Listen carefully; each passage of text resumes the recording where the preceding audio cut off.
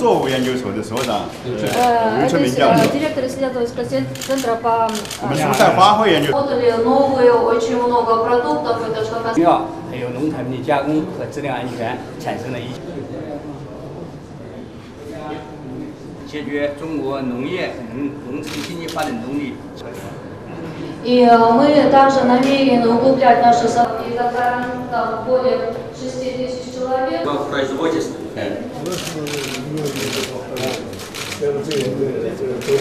有智能控制文化，在大的生产线。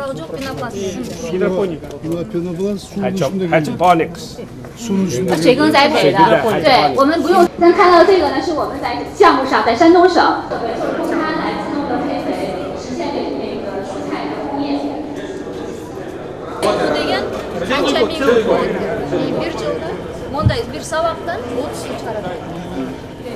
非常的长，这个是我们。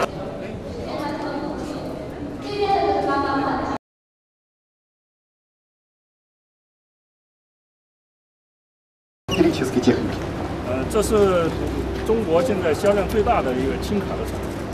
Вот этот легкий грузовик имеет самый большой показатель по продаже. 这个是一个底板。 Архитектурная модель нашего базового здания. Ранее занималась разработкой для Центра исследований. Это пробег, продолжение пробега 336 километров.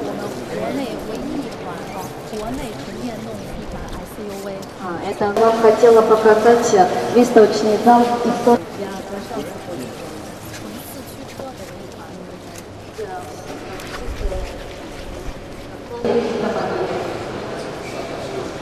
这主要也是纯电动的，这是为了这个街头啊、大城市的租赁用车。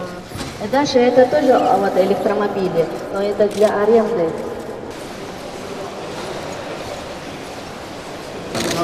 Мы можем сказать, что в Китае вообще наша группа по электромобилям может занимать первое место лидером. 150 тысяч штук сотрудничества. 我们期待与吉尔吉斯斯坦相关领域的汽车全球销量，去年排在全球第一。Ускорила темп интернационализации. Первый Сарамбай, Джембекова и других уважаемых гостей. 来研究市场，研究有关的政策，来设计制定出我们的。